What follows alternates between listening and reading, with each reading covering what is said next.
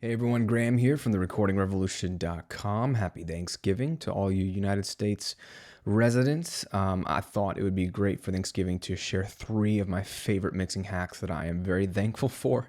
Thankful that people taught me because they are easy, they are fast, and they always help my mixes come together. So these are very simple, and if you're forgetting some of these will remind you. If you've never heard of these, then you gotta start doing these in your mixes. Anybody can do these hacks in any DAW with any plugins. It's that simple. So here's a session of one of my songs with no plugins, nothing, just a bare volume panning mix. Okay, so we've got no plugins in the mix yet, and so far we've got somewhat of a balance.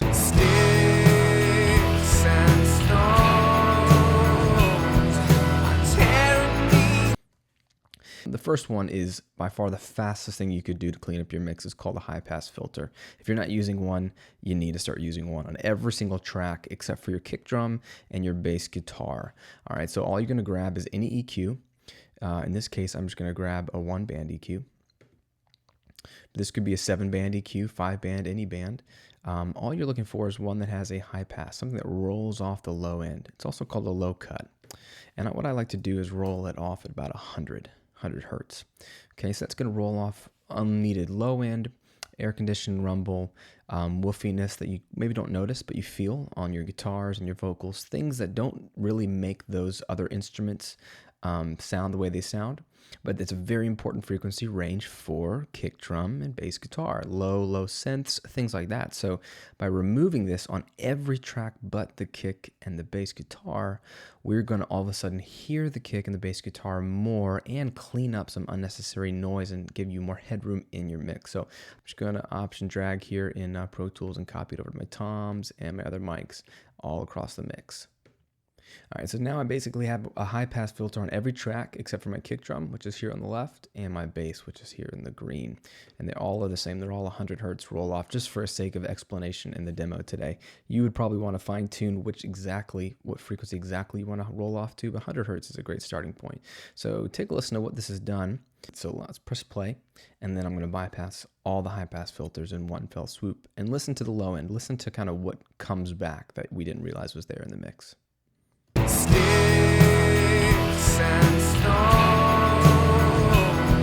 are tearing me till you start breaking me down to my bones and fill me with spirit, sword, shield, and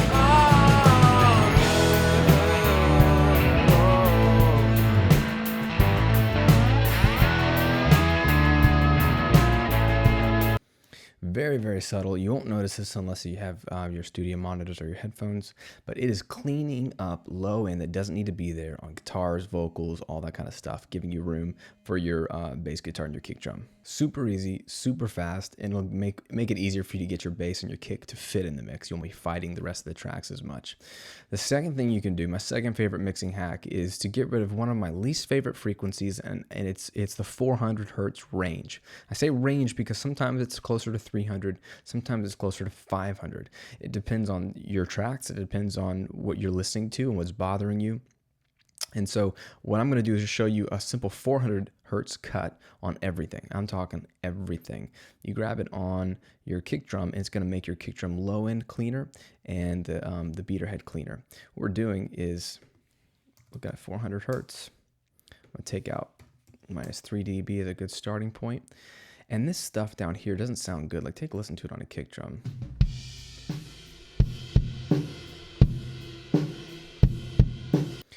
It rarely sounds good at 400 hertz. So I'm taking that out, and that's going to allow me to hear more of the nice low end on the kick drum and the clarity on the kick drum. So you apply that concept across all sorts of tracks, and it adds up in a big way. So I'm going to copy this to all my other tracks. So now I have a 400 hertz cut, a 3 dB cut on every single track, okay? And that's represented in this second row of EQs, okay, down here. So let's press play and listen to what that's sounding. Should be sounding a little more clean now. The mix should be cleaned up, a little tighter, a little more crisp. And then what I'm going to do is bypass all the 400 hertz cuts and see what that difference that made. Sticks and stones are tearing me to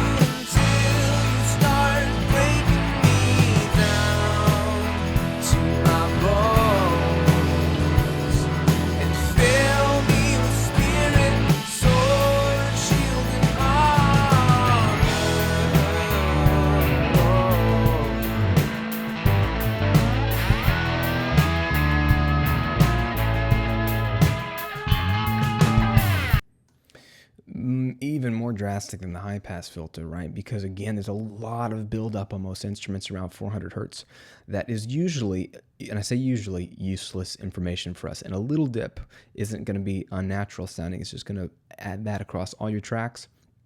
Way more headroom, way more clarity on your guitars, vocals, drums, everything. It basically allows us to hear more of the good stuff that's already there. Stuff in the low end that fills out the mix, and stuff in the top end that gives us clarity. Now, the final thing I love, my final mixing hack that I'm thankful for on this Thanksgiving is stacking vocal compressors. Okay, I've done video on this before as well because this is so helpful. Everybody wants your vocals to cut through the mix, to be audible in every syllable, and to sound plenty loud without jumping out of the speakers too much and sounding unnatural. You want to sound contained and like you hear on the radio. And the simple trick to do this is stacking two very, very natural sounding compressor settings. So here's my lead vocal. I'll show you what I'm talking about. Sticks and stones are tearing me in two until you start. You could see how dynamic it was. It was hanging down here in the minus 18 range, peaking for sticks and stones, but tearing me.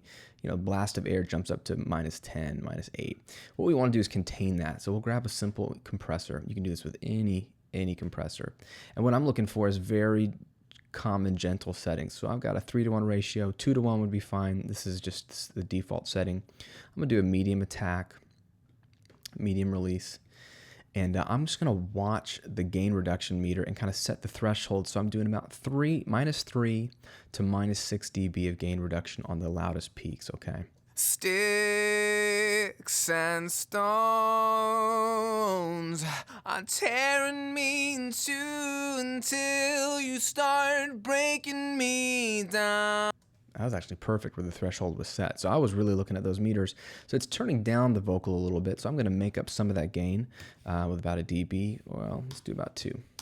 It's turning it down a bit. Sticks and stones are tearing me in two until you start breaking me. You see how in those meters, even with turning up the gain, it's about the same overall output as the input. It's just now more consistent. The loud phrases are quieter. The quieter phrases are louder. It's more even. Okay, that's a good starting point for vocal compression, and that's going to help. But here's what I love to do. I love to copy it and stack it. So I'm going to drag a copy of that compressor right after the compressor. So this is going to compress the already compressed sound. Let's take a look at what it's doing. Sticks and stones are tearing me in two until you start breaking me down. All right, I'm just going to back this down to just 1 dB of gain, makeup gain. And here's what happens. My lead vocal now can cut through the mix a lot more. Sticks and stones are tearing me in two until you start breaking me down.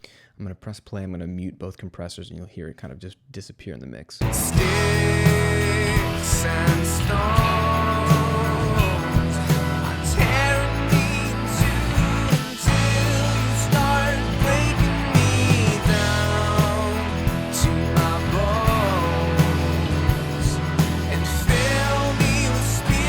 Hear the difference? It is sitting with the double compressors. It is sitting on top of the mix every single word. If you take away the compressors, it drops in volume, yes. But then when I say the loud letters, the loud words, the loud phrases, the volume peaks even louder than with the compression. And so it gets really loud for a second. It's really inconsistent. So it's hard to get that upfront vocal sound because you think it's too quiet, you turn it up. Then those phrases are too loud, you turn it down. The simple answer is to get an even performance, and this double stacking compression gives you a constant upfront sound. All right, those are my 3 hacks. Let's take a listen to what these are doing to the mix by removing it. Sometimes you don't know what you've done until you've taken it away, and that's how you know you've made impact on your mix. So we'll take away all 3 of those mix moves and hear what happens to the mix. Sticks and stones.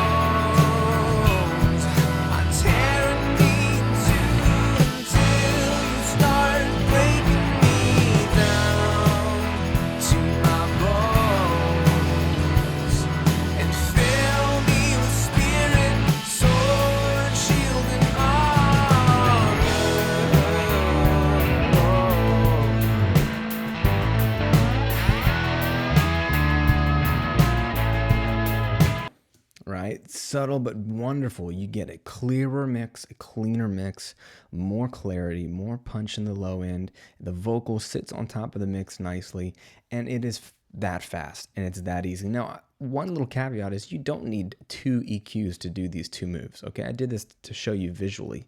You would probably just do this in one EQ. Grab a multi-band like a 7-band here in Pro Tools and do your high pass filter here up to 100 hertz, and then carve out 400 over here. Dip it out.